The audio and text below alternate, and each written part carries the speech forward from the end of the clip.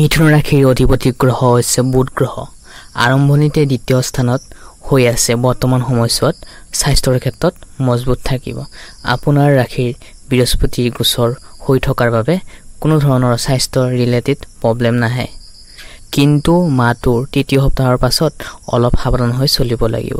হাই pressure যিসকল লোকৰ হাই pressure আছে, চুগাৰ ডায়েবেটিছৰ প্ৰব্লেম আছে, তেওঁলোকে কিন্তু খোৱা লোৱাবোৰ মানি চলিব লাগিব।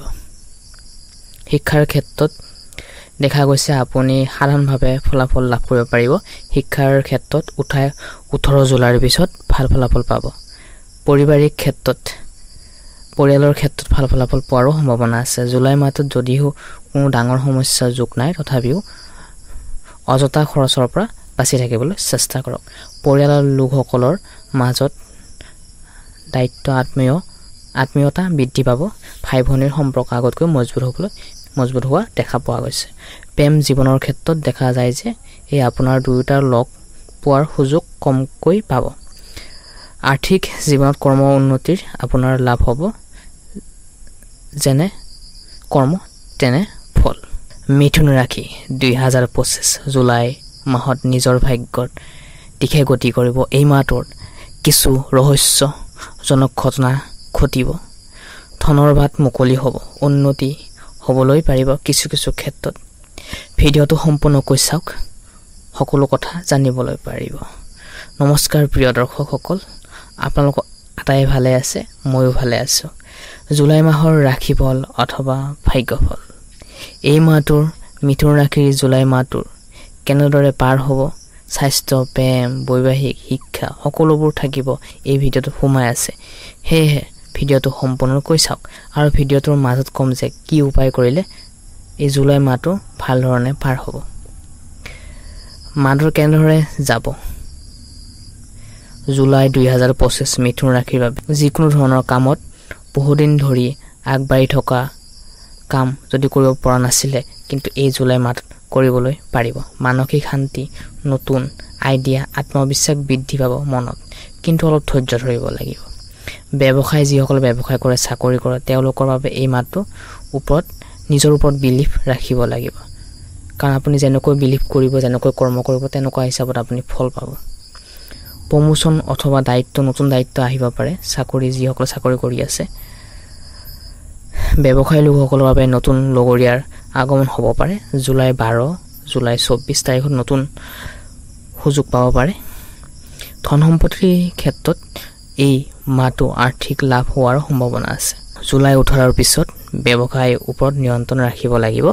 এইবাৰ আমি জানি লোৱা আহকচোন লাভ, ৰিলেশ্যনশ্বিপ, প্ৰেম, দাম্পত্য জীৱন ভাল পোৱাৰ বিষয়ে যিসকল অবিবাহিত লোক আছে, তেওঁলোকৰ বাবে এই মাহটোত নতুন কোনো চিনাকি হোৱা সম্ভাৱনা আছে। নতুন লোকৰ চিনাকি হোৱাৰো সম্ভাৱনা আছে।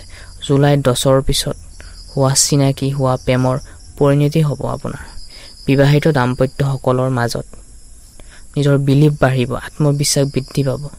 কেতিয়াবা কিন্তু ইগ' আহিব পাৰে। ইগ'টো কমাবলৈ চেষ্টা কৰিব।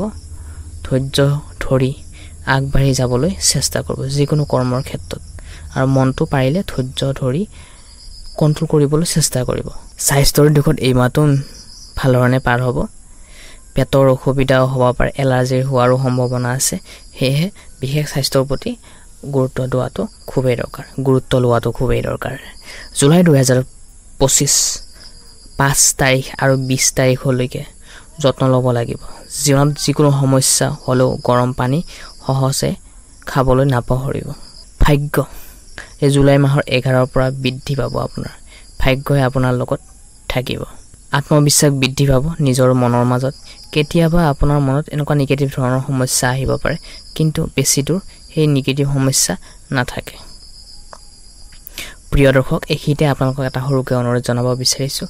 যদিহে পোনপ্ৰথমবাৰৰ বাবে আমাৰ ইউটিউব চেনেলটিলৈ আহিছে, তেনেহ'লে চেনেলটি ছাবস্ক্ৰাইব কৰি থ'বলৈ একেবাৰে নাপাহৰিব। বিশেষ টিপছ আৰু এই জুলাই মাহটোৰ বিষয়ে আমি জানো আহকচোন। সপ্তাহৰ এজন দুখীয়া শ্ৰেণীৰ মানুহক আহাৰ খুৱাবলৈ চেষ্টা কৰক। মঙলবাৰে হনুমানজীক ফল ফুল অৰ্পণ কৰক। ঘৰত সদায় ধূপ বান্তি জ্বলাওক।